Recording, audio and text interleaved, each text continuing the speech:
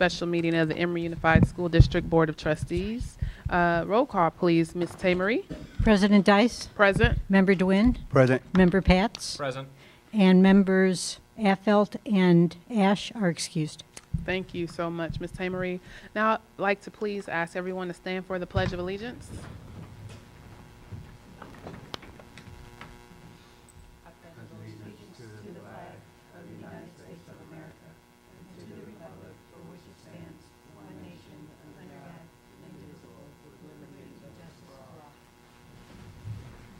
Okay. All right. Do we foresee any changes to the agenda this evening? No. The agenda is good as you have it. All right. Except I have a problem with my chair. Sorry. Okay. As I do it again. All right. Can I get a motion to approve the agenda set out this evening? I move to approve the agenda. I'll second. Awesome. No objections to that, because I will be the third. So we'll move accordingly. Now we have item D, opportunity for members of the public to address the board on items that are not covered in this evening's agenda. Good evening. Good evening, Mr. Carver. Haven't seen you in a while. How are you? Good. Good. Do you want to remind me it's 3 minutes? Yes. Good evening, President Dice, members of the board. My name is Brian Carver. I have a daughter and a son in the district at Anna Yates. I wanted to speak tonight about the closed session item, the public employee appointment of a site administrator.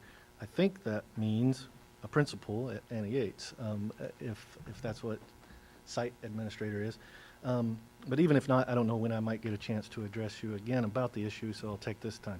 And I wish that I had had a chance before now to come to speak to this group, because we have both a new superintendent and a new board member, which I had hoped to meet and in this setting in order to provide some unsolicited advice, but we'll have to save that for another time. Because in my 3 minutes, I wanted to address this this closed session item. I don't think you should approve this appointment. It's my understanding, and I'm working from a couple assumptions, that the board does approve all personnel actions, that your superintendent has a recommendation for you on this hire, but I don't think that you should approve this particular hire. Mr. Carver, can you please talk into the mic? Sure. I wish we had more time, actually, to have more public discussion about this, and for the board to think about it more deeply. But what we can learn is troubling. I've heard a couple different responses to that. One is that, well, a lot of this was a long time ago. Actually, some of the stuff that I'm reading is from February and March of this year, right? So that excuse doesn't work for me. Some people have said, let's give him a chance. That doesn't work for me either, because I don't think Emeryville should settle for that sort of rhetoric. Emeryville ought to be able to, with pride, say, we've got the best. We pursue the best, and look at this. We're all completely ecstatic and excited about what we've found here. Not, well, we wish things could be better, but, come on, let's try it. No, that's not what we should hope for in our district. And so that sort of approach doesn't work for me either. I think you could also say, look, some people who get things done, some people who make tough choices rub people the wrong way, and they're going to have critics. Ordinarily, I would agree with that, but I don't think that's this situation either, because I see such a repeated pattern of the same sorts of concerns from so many different people. This is not an isolated complaint from one person who got rubbed the wrong way. This is a series of complaints at a series of jobs over a series of years, all that seem to indicate this is a divisive person who is not going to be the sort of supportive administrator that our teachers at Anna Yates desperately need. So it's a difficult thing to have to go into a new year still in the midst of a search or with a temporary individual, but I think that would be a preferable way forward. Let's do this search right. Let's get somebody that we can be excited about unequivocally. If we did have more time to have a larger public discussion on this, do you really think most parents at Annie Yates would be excited about this appointment? There's no way. And they are going to learn all these things once school starts. And let's just avoid all that now by just not making this appointment. Thanks. Thank you. Thank you. Other public comment on items not covered in the agenda this evening? And you have 3 minutes. Yeah, it's going to be short. Betsy Cooley, resident. I just wanted to say that when the city was paying for videotaping the meetings and putting them on TV, they didn't cover the special meetings. And so there were a number of times when there were special meetings, and I really thought they should have been broadcast, and I was really sorry that they hadn't been recorded. So I'm really happy that the school is now paying for it and that we are recording the special meeting, because there are a lot of people that I know who actually do watch it on television, and it's a good way for the community to stay up to date with what's going on. Thank you. So, thank you.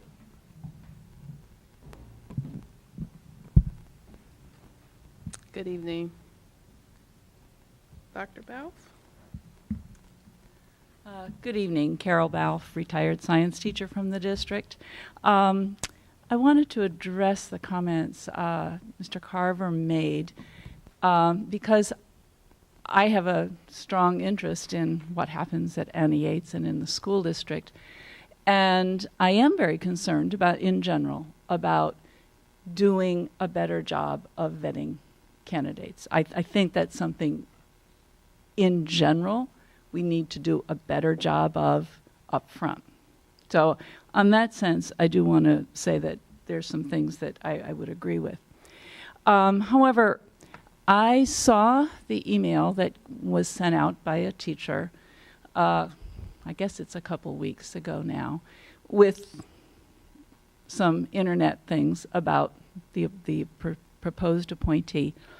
And when I looked at it very carefully, I also saw that there were a whole bunch of very positive ones, so that there's mixed stuff out there on the internet. But then I realized that the school that this gentleman had spent the longest at is right down the street from me, at a school that I have done a lot of work with over the years.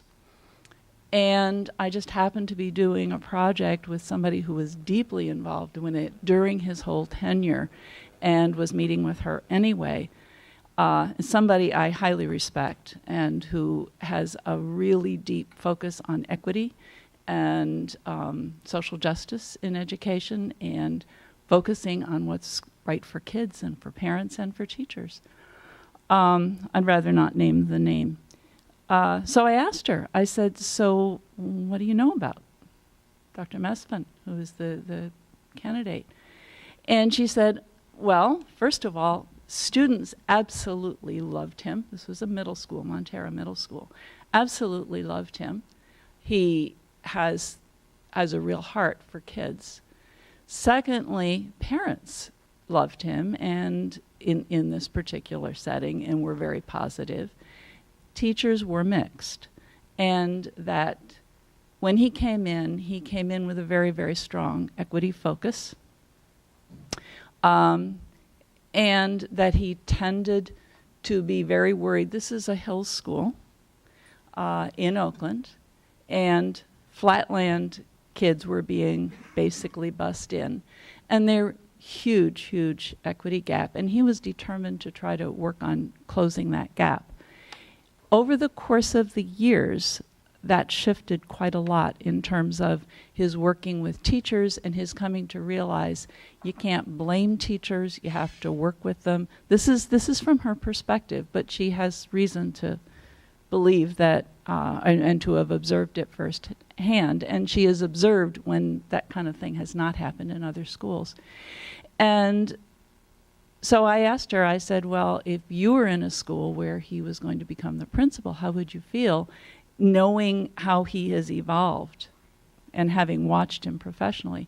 And quite honestly, she said, I would be really happy to have him here. Now, that doesn't mean, that's one opinion, but it's one that's an informed opinion. The more important thing, and I would like to offer this to superintendent, to anybody on a search committee and the board, I think it's important to get out there and go out on Google, go out on Facebook, and find this stuff out first, and then do the kind of thing that I did. Now, I had nothing to do with the committee. I haven't talked to anyone on the committee. But get underneath it. Don't just take what's out there on the internet. Because as I learned, I mean, I was nervous. And because I had some trusted people. And it turned out that the people who became leaders in the school, who became strong advocates, were people I've worked with a lot over the years and for whom I have a great deal of respect. So I just offer that as, we need to be careful and to be balanced in these things. So, thank you. Thank you. Thank you, Dr. Balf. Are there any other public comments on items not addressed on the agenda this evening? So at this time, the board will be recessing to closed session and will report out and reconvene open session following that. We actually, item G, can we have a report out from closed session, please, Ms. Emery?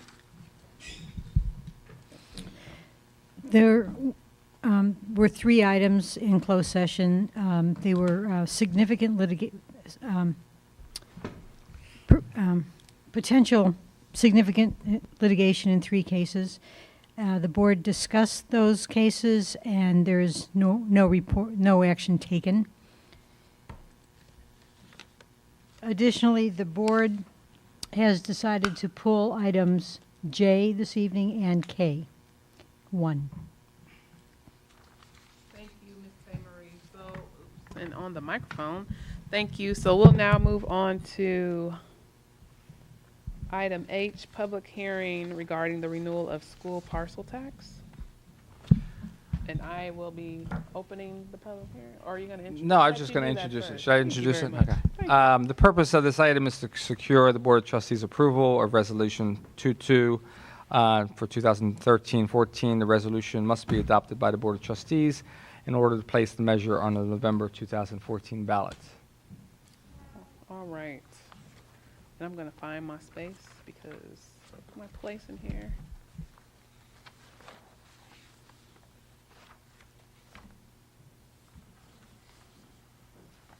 And we have in front of us a ballot measure, full text of the measure, abbreviated text of the measure, formal notice of the school parcel tax renewal election. And we do have legal counsel here. That's great. So what I'm going to do now is open the public hearing. At this time, are there any questions before I close the public hearing? Oh, thank you. Good evening. Good evening, Board. My name is Brian Carver, but I was just going to convey Shirley Inamoto's comments because she had to leave.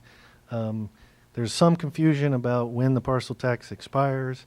Would love to hear any clarification about that.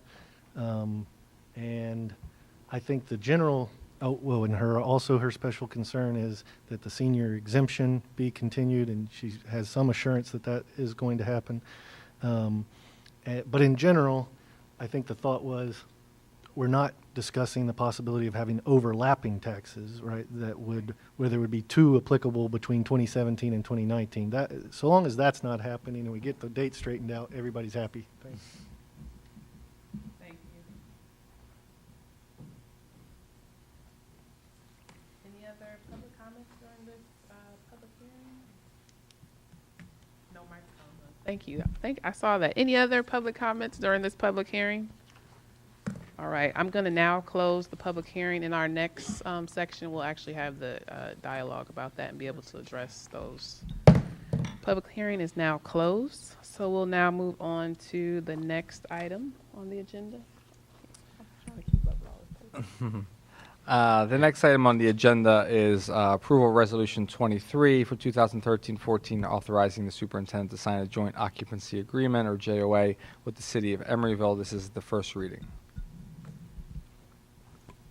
Thank you, Dr. Rubio. And perhaps we could probably open first with clarifying comments related to those points that were just raised in the public hearing. Did you? I think we skipped over, it's not the joint occupancy, but now is the adoption of the resolution. Oh, I was on Did I read the I. wrong one? Yeah, you read the joint occupancy, which is K2. We're on I1. I1, sorry. Anybody out there Did have I set you bingo? up? Oh, I'm so sorry. Yes. All right, so I did read the wrong one. So, excuse me. I found it on the agenda. Sorry. So back to I1. I1. We need to take action on I1. Is that? Yeah, Thank you. no worries. I appreciate you wanting us to move along. So, I'm sorry? So we're going to have, we're looking at adoption of Resolution 22, 2013-14, proposing renewal of a school parcel tax. And as I just mentioned, if we could have probably the first part, have the questions addressed from the public hearing. And perhaps our legal representative would be able to do that. Don't mind? Yeah. Great.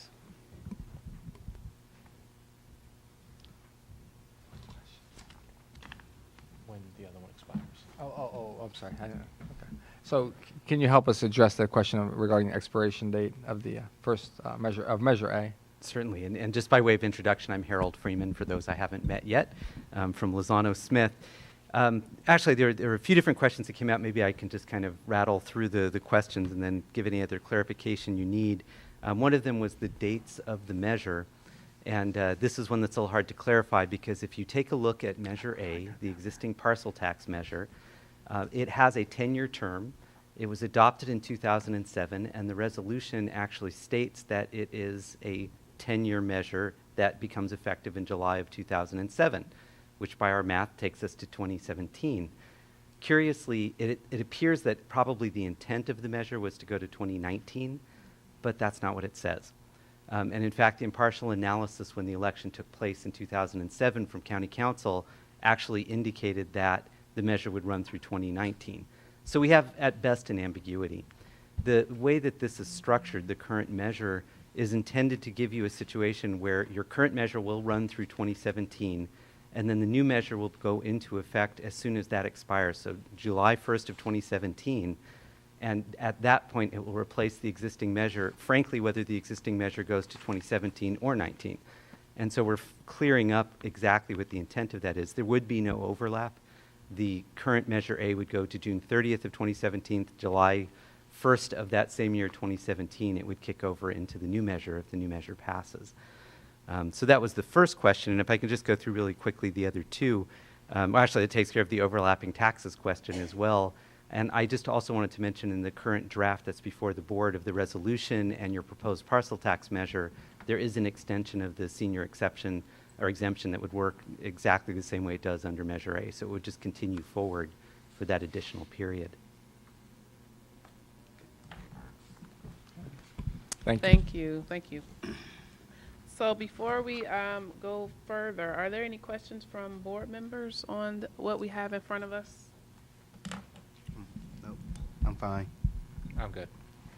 And I'll just note that I think the effort the staff made to clean up and make things clear has really been valuable. We needed it and didn't know we needed it so bad. But we do appreciate the hard work and getting this done rather quickly.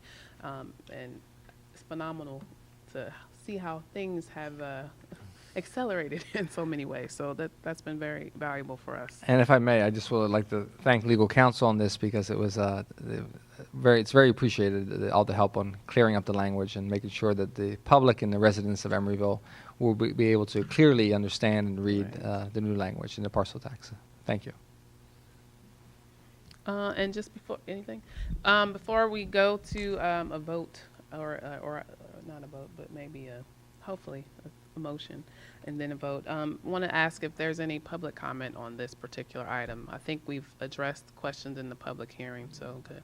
Please. I'll just say that it clears up things for me. I read this and I think the language takes care of my I appreciate that. And for those who are at home and didn't hear Ms. Cooley over the microphone, she's okay with it and believes her questions have been addressed adequately. So thank you very much. All right. So I'll come back to the board. Can I get a motion to move forward Yes, here? I move that we adopt a resolution to renew the school's partial tax. And I'll second. Awesome. I'm not going to object. So there's without any objections, Roll call, please, Ms. Emery. President Dice, Yes. Member DeWin, Yes. Member Pats. Yes. And unfortunately, we do not have two other board members who I'm quite certain would echo that vote. So thank you very much, and we look forward to a positive conclusion in November. So thank you very much, Emeryville. So we'll now move on to item K2, approval of resolution 23, 2013-14, authorizing the superintendent to sign a joint occupancy agreement, JOA, with the city of Emeryville. This will be a first reading.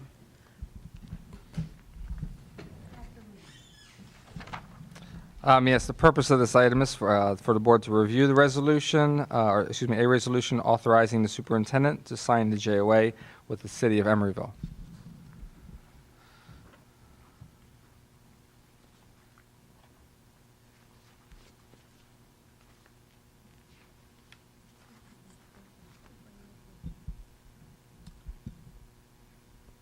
Mr. Traver? Who's going to take us through it? In terms of what this means, we can have legal counsel. Mr. Traber, could you come up and give us a hand? Come on, Mr. Traber. Mr. Traber, maybe you can help make sure those present and watching on the video on the board all understand what the authorization means.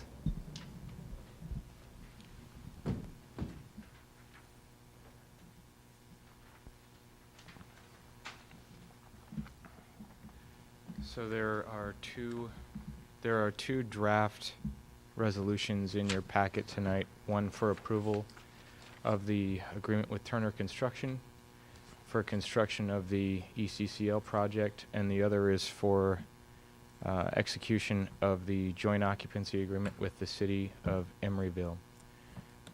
We've talked about those two agreements for some time. There were some minor changes that were made by the district and Turner to the extent of necessary to fill in blanks as far as prices and deadlines for completion.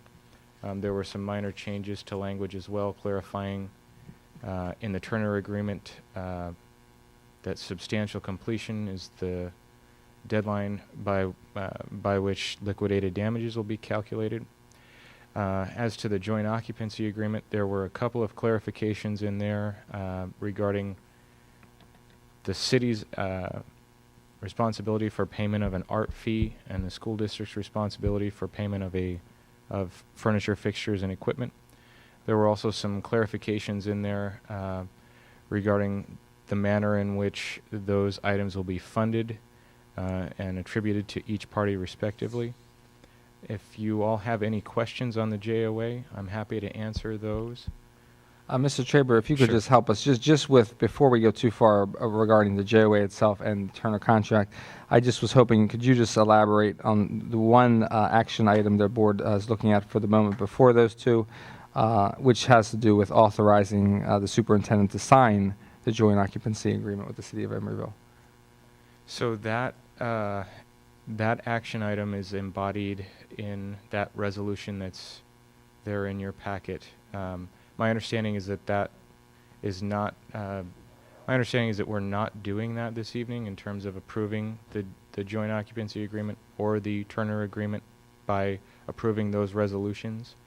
What those resolutions will do is two things. They'll acknowledge that the district is ratifying those agreements, and they'll also authorize your superintendent or his designee to actually execute those agreements so that they can be carried out.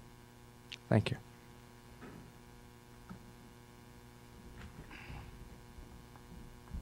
Board has any questions on that initial, that authorization document? That's very helpful. No, I don't have any questions, but I will say I really feel this is a very strong and good document for this joint use project. It really kind of inspired the vision that the city and the school district had when we first developed, this whole project.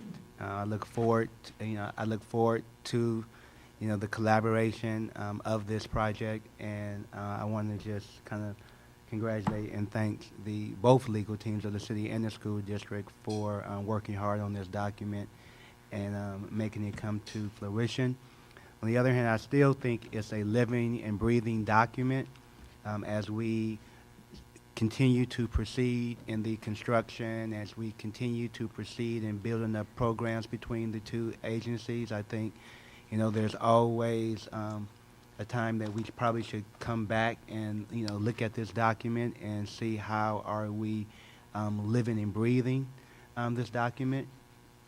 And I think it also would be a good idea to come back to this document before the actual facility is built, is completed, and, you know, really go over it again and see if we need to make any revisions or adjustment based on some of the collaboration of partnerships that we may implement and develop and before the facility is actually built. So I think it's a good document, but again, I think it's a living and breathing document that we should probably revisit once every year or so. So I'm just going to note that we're doing 2 and 3, which I didn't do before, joint occupancy agreement and with the City of Emeryville for ECCL project, first reading. So with the comments that Member Dwin just made, I also echo the hard work and the stick-to-itiveness that staff has on both sides have committed in terms of making something that was definitely nebulous and theoretical into a very, very much legalese document. So, yeah, I'm learning. So I appreciate the effort and what's been presented to us as a first reading. And we're not strangers to this document. We've seen this a number of times. But I do think that the work is not complete. This document, once it is signed, is not it's not over. It's not put away. It is a working, living document, and we will be creating refinements, I'm certain, through the collaboration, as Member Dwin mentioned. So I do appreciate staff and the community for waiting and hoping, and definitely through the support of the bonds, as well as the parcel tax. I mean, it's been Emeryville voters who have largely been supportive of the direction that these projects and what we want for our students and families and community. So I think this is phenomenal to get to this point. Member Pats? I like to keep things short, so I'm just going to give people a reading assignment. I think it's a very large document, and most people are going to skim through it, but I would like to draw their attention to the recitals section, item T. That's a nice section that really summarizes the vision of this project, and irrespective of the hereofs and the therefores, that gives you a nice summary of sort of the goal behind it, which tends to get lost in all the legal jargon. So I just wanted to do that, and that's my comment. Good, great call out. And then we have John Baker here tonight from Swinnerton, when the board pleases for some presentation and update on the project and construction plan. Okay, great. So maybe we'll have that before, right before, or we can do public comment now and then go to that presentation, or after. Pleasure of the Public comment on this. So JOA. perhaps we'll do JOA public comment if there's any at this time from any members of the public. All right, so we'll then move on to, and this again is for a first reading for both of those 2 items, and we'll now move. So is the presentation related to the Turner contract, or? Okay, so we'll now move on to item K. We'll just couple them up. K4 and 5, approval of resolution authorizing superintendent to sign lease-leaseback agreement, as well as construction contract for the ECCL project. Yes, the purpose of these, the first one is to have the board do a first reading to review the resolution authorizing the superintendent to sign a lease-leaseback agreement with Turner Construction, and the purpose of the second item, the construction contract for the ECCL project, is also a first reading to review the proposed contract with Turner contract for the ECCL project under the terms and conditions as defined in the contract.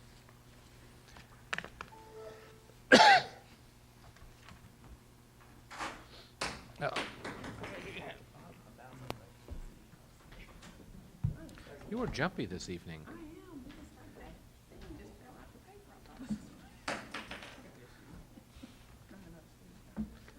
Okay. Okay. That's what it is.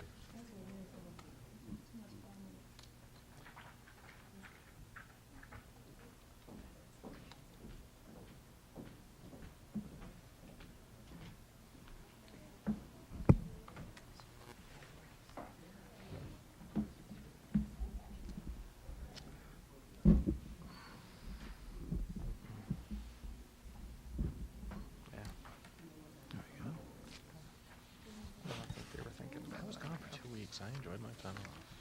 I worked a week in between, but I did 2 weeks off, I tell you. Gotta tell you. Good evening.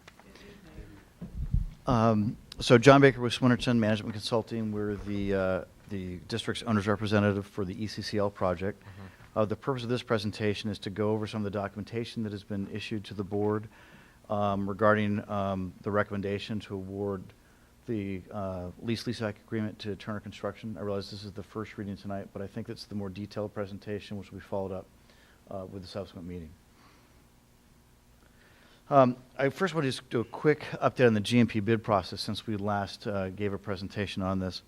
There have been sort of 3 bidding exercises.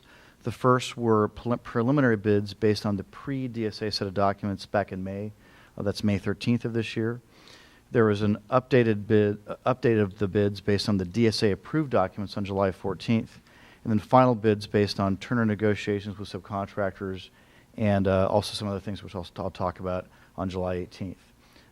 That week between July 14th and July 18th was particularly hectic, but I think the team that's here tonight and who's not here tonight did some good hard work on getting us to where we need to be. After the first bids of May 13th, we conducted a cost and scope confirmation exercise with stakeholders from the district and city. And this exercise was to review scope and cost to ensure the project was within budget. We had 3 stakeholders each from the district and city. We reviewed a number of items with Turner, DSK Architects, and Swinnerton. It was a consensus-based approach to look at a number of items and make some decisions to make sure that we were within budget. We had a preliminary meeting with this group on June 17th, and then a final meeting on July 15th to confirm the scope and cost so that we would make sure that we were on budget. And you'll see there's a list of these items here. I won't go into detail, but these are the list of the items that were, these indicate changes that the group decided to make to the project to make sure we were within budget. And that detail is in your packet also.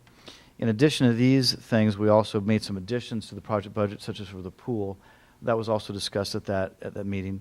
But again, it was a good collaborative effort with city and district staff to look at project elements to make sure that we were within project budget. And those changes have now been incorporated into the lease-leaseback agreement. The next thing I want to talk about is what the GMP detail. And this is a Turner document. This is important because this is what is attached to their contract. It's the price, it's the guaranteed maximum price, and the detail of that. Again, this is the guaranteed maximum price of the lease-leaseback agreement is for the DSA-approved documents. They're based on those documents, and is a GMP for those documents. Now, there may be changes that happen subsequent to those documents. So if we decide to upgrade classrooms or add some things, those would be change orders that the district would approve. But that's what it's based on. What's good about this is that a previous plan was to enter into the GMP lease-leaseback agreement based on progress documents, which is not uncommon. But now we have much more certainty with the DSA-approved documents. It's not often that you actually have the opportunity to do this, and it really gives everyone much more certainty. It creates a higher level of risk management for the district and the city and for Turner, and so this is a good thing. You'll see also there's cost detail for each major trade, and the document I'm talking about is this one here. I'm not going to go through the detail here, but I'm just explaining to the board what this document is. It's cost detail for each major trade, or what's called CSI division. That's Construction Specifier Institute, which is kind of an industry standard nomenclature for the trades. I want to point out that during that period of between July 14th and 18th, we worked very hard with with Turner, the Turner team, and we realized a reduction in the costs for general requirements and general conditions by about 9%. And that's significant savings to the district and the city. General requirements is the Turner's cost of trailers and utilities and copiers and telephones and things like that at the site. General conditions are the cost of their staff, their team, superintendent, project manager, project engineers, admins, et cetera. But we did some real good pencil sharpening, I think, but still have a high quality and the appropriate team and services to manage the construction of the project. Also, I want to really give thanks to Turner. They did some very hard work with their subcontractors. The total of the subcontractor bids during that 1 week period, they reduced more than $1 million in the cost of those subcontract bids, and really did some good work with those subs to both get some additional bids, which resulted in lower costs, and also some negotiating with their design build subcontractors, and that also really got us more to where we needed to be.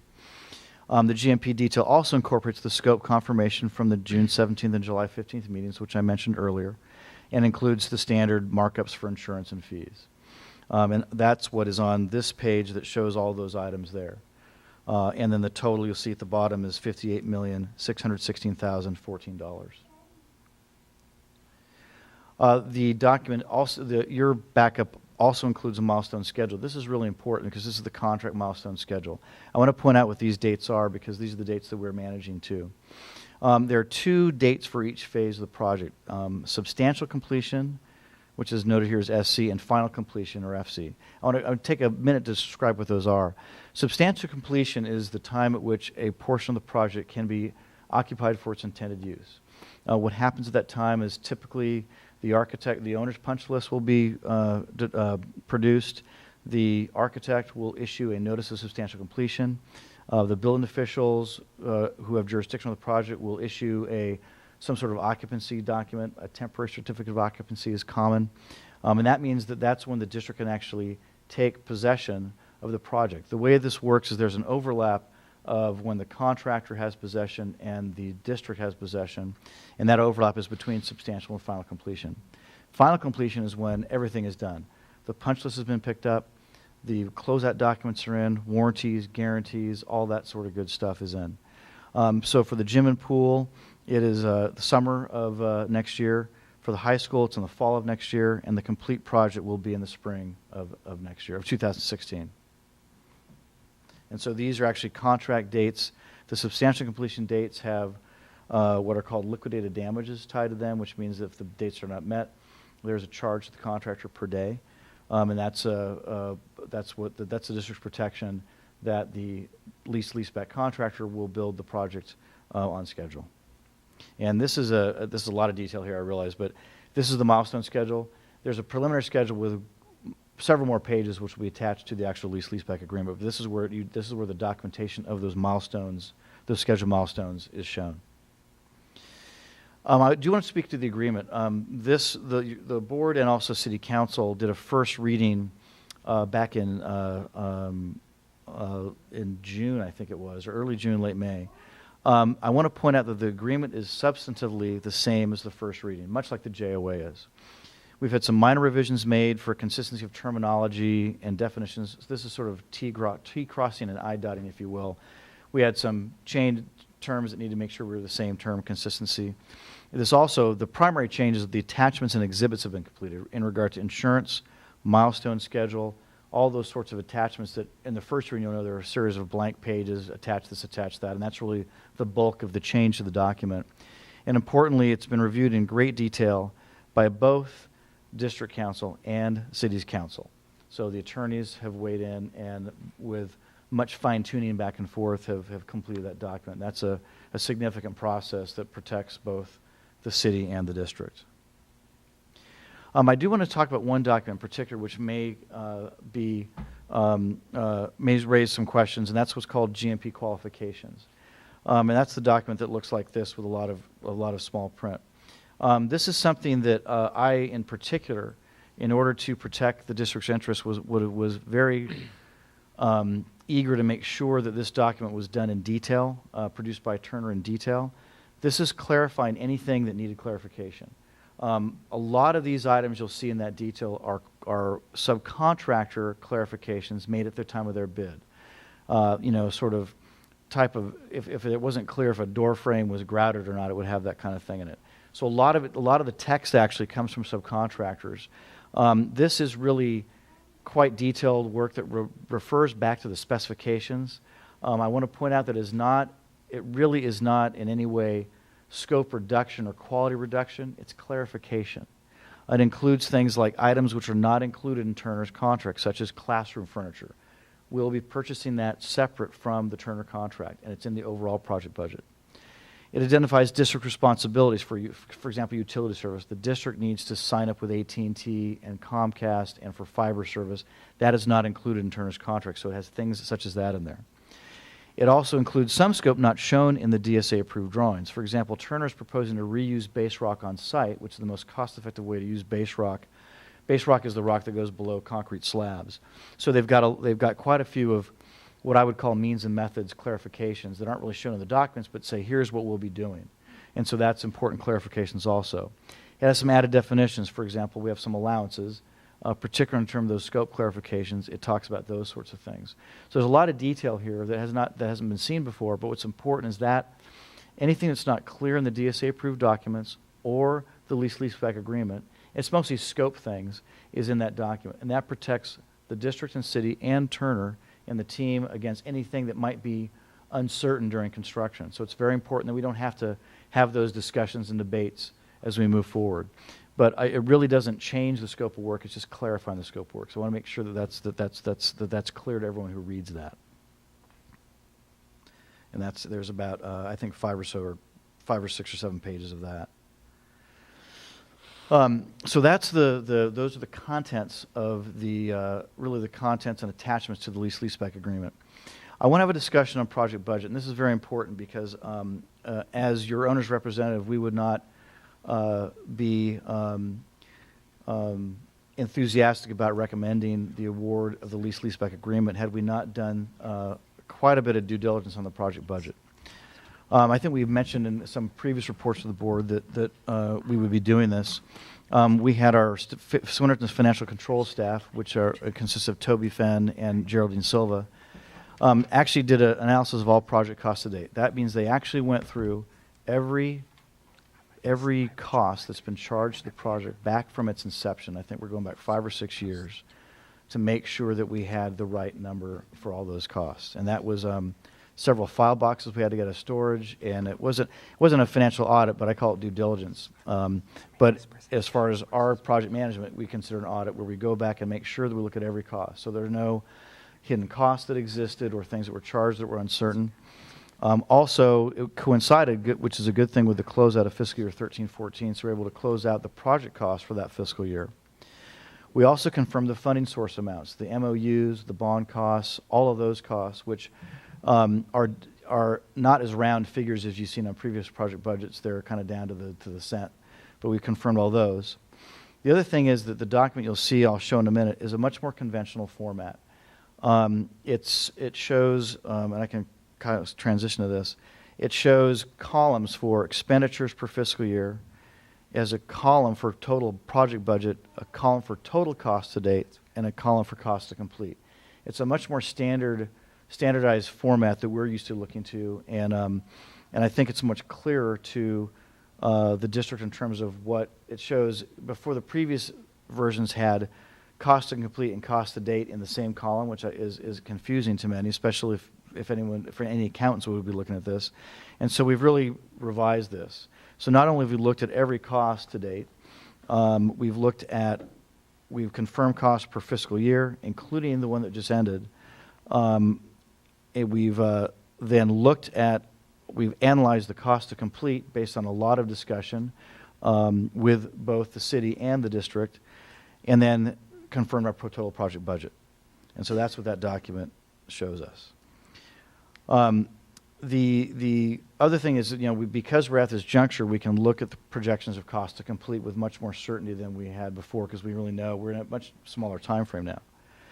I want to point out there's a much more detailed tracking document process, and what we do is on all of our K through 12 programs, we use a commonly accepted state funding budget format, which is called a JCAF format.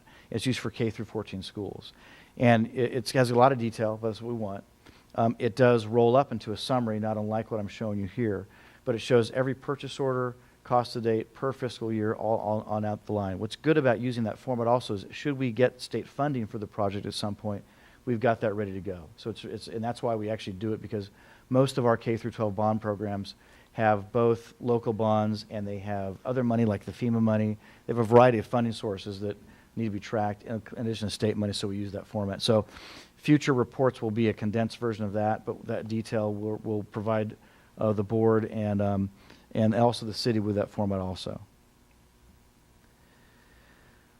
And then finally, this is a document that everyone's seen before, I think, for over the history of the project. I updated it just because everyone's seen it.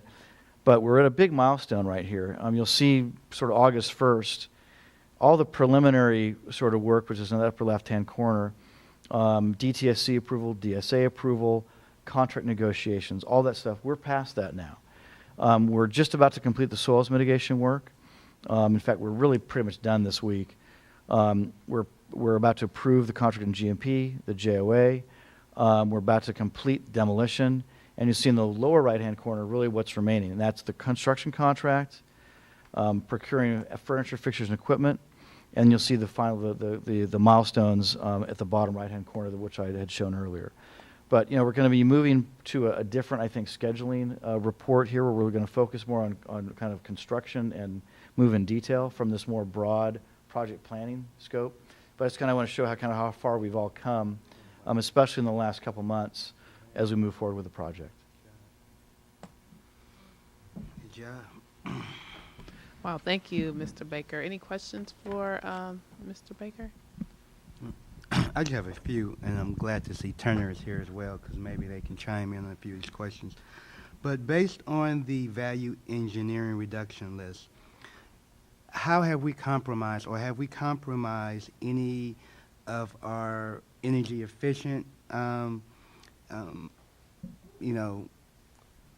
systems, or water, anything dealing with water conservation with the facilities, anything dealing with our HVAC systems in the facilities? Have we compromised any of those elements in the project based on the value engineering reduction list?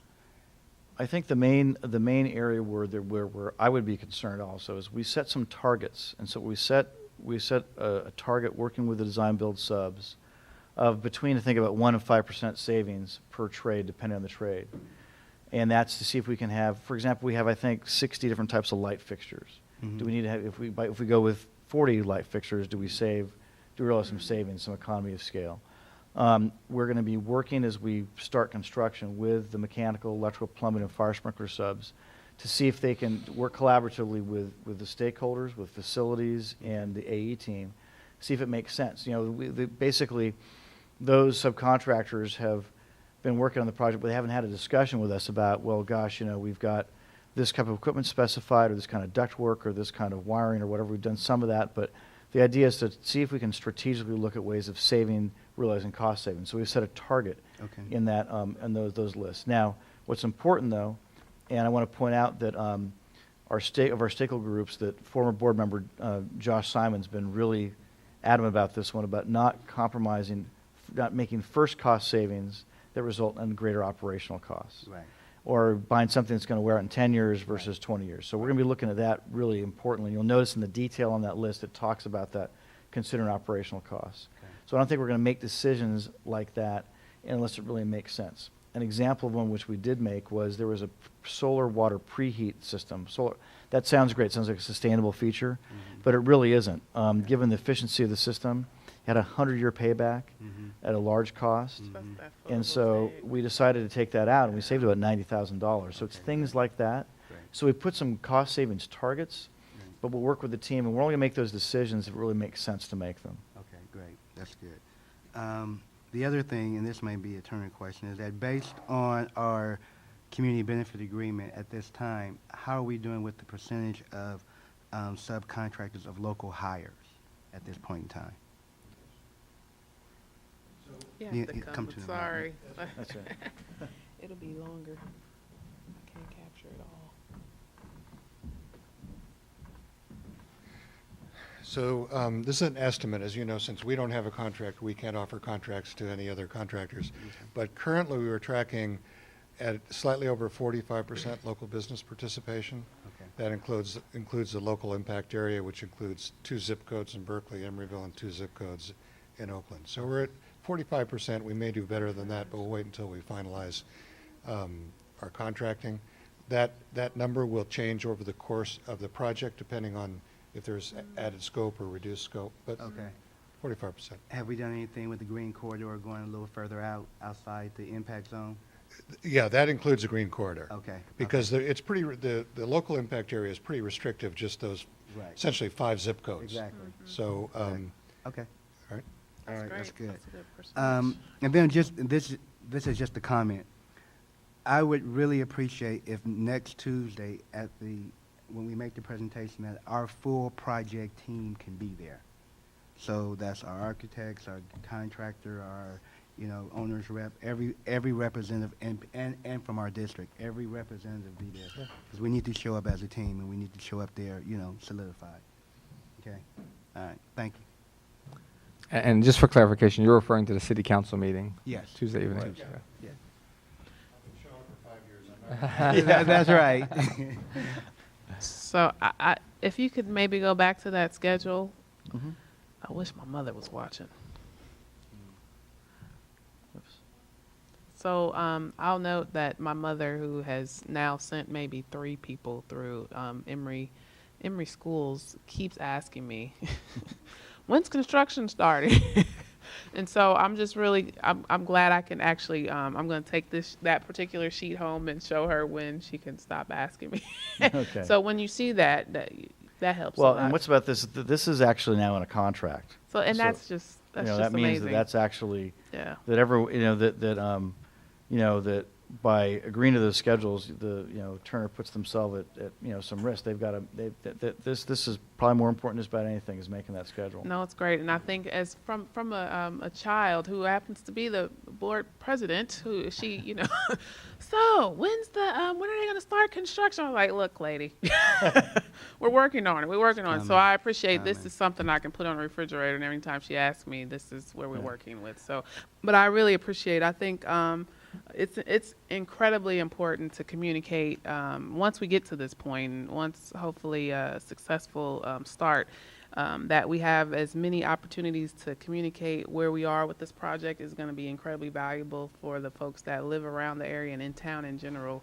So I'm not sure what our plans are as it relates to communication, but just making things visible I think will be very valuable. And I think the signage that was provided helped tremendously, that they knew something was going to happen. I've gotten so many emails, Facebook messages about my school is gone and this is going up. And so it has helped quite a bit to be as, visible and communicative about this project as possible. And that doesn't stop just with the signing and approval of any of these documents. So I just would like to, encourage staff and all of us to be very clear about where we're going and where, when we initiate this, where we're going and where we're heading and what our timeline is. So thank you so much for, being present and provide this information. It's been a valuable document to review and definitely a, opportunity for celebration. So anything, Mr. Pence? Good job.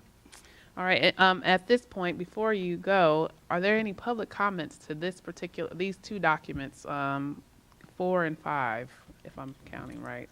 I think I'm counting right. 4 and 5. Hello. Good evening, President Dice, members of the board. So this ship has sailed. I know that.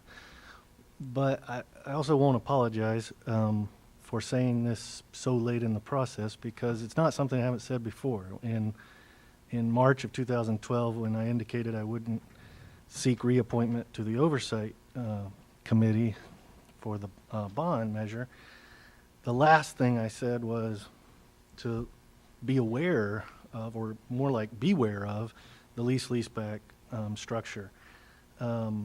I happen to be a member of the board of the California League of Bond Oversight committees. It's a nonpartisan group that tries to educate bond oversight committees and advocate for state legislation that will assist them. And I've been to numerous presentations about this structure of agreement, and I've learned a lot of things, and most of them trouble me. There's a law firm down in San Diego that's suing districts that pursue leasebacks. I've listened to his arguments, and they're very persuasive. Of course, there's lawyers on the other side who have the other argument, but this was put into the California statute as a way of financing projects when schools didn't have any other means of paying for new construction. This was at a time before bond measures for school constructions were structured the way they are now, and where we have the funds to pay. And instead, this structure of agreement gets used to circumvent the competitive bidding process and the public bidding process that enables us to ensure that there's not cronyism and favoritism and these kinds of public benefits that have been part of that process for decades. Certainly, that's not a perfect process either, but this is a sham lease, right? It's not like any other lease that you engage in, and the payments are sham payments because they don't correspond to any sort of normal lease payment. They correspond to how much construction got done. They're clearly construction payments, not lease payments. And so I think the board exposes itself to litigation, right? This guy down in San Diego, he wants a case in every appellate district, right? And it could be us. And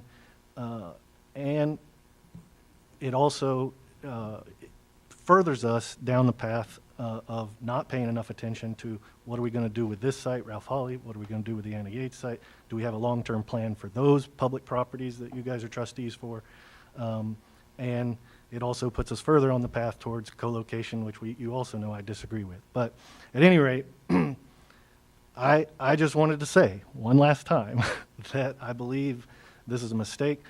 Forms C, F, E, and G, and H, I think, are all about change orders. And so I'm glad to have that $58 million figure finally, but the very benefit of the leaseback structure that we were promised, that it helps to reduce or eliminate change orders, I'll predict for you now, it's not going to happen. Thanks. Any other public comment on this particular item? May I just add one thing? I just wanted to say again, thank you to Mr. Baker and the team for being here tonight and all their work, and particularly for John Baker for things were it was such a crunch time, and it's difficult for everyone during summer that at one point he had to pull over on the side of the road somewhere in New York and conference call with me, and so we interrupted his vacation multiple times, and so I just wanted again to say thank you, John Baker and the entire team. No, I agree. I mean, we've come so far within the past 6 months. I mean, I feel personally that we've come further in the past 6 months than we probably come within the past few years. So, I mean, this project team has done a wonderful job. I look forward to the great work, and I think everyone is a part of this project for the well-being of the children and the families in this district to erect a facility that will be for the whole community and a facility that the whole community can actually use. So I thank you all and continue to do what you're doing. Yeah, and I'm sorry, let me also add thanks since he's here. Thank you for Mr. Traber for all of his assistance, because like Mr. Baker, Mr. Traber had to go back to work multiple nights last week and stayed up to about midnight talking to me on the phone a couple times, and so I again appreciate legal's help as well. That whole midnight oil thing, huh? Yeah, that's a lot of that. Well, I echo everyone's comments, and I think we have this in front of us early next week, and I, for one, look forward to moving this along. And as I said, my mother is too, so just because of that pressure. Anything else? All right, so I believe the meeting is one more, please. We need to authorize the superintendent to enter into the JOA. It'll be on Monday. Oh, I thought that was an action item this evening. Oh, yeah, no, it'll be first reading. They're all first, we'll do it all on that same night. Oh, okay, I'm sorry. No, I thought the same for a second, too. I'm good. Christian's, Christian's on it. I'm all for Christians. All right, so we're going to now adjourn the meeting. Good job, gang. Christian, I was thinking the same thing. I thought we had to get, no. Hey, Millie, just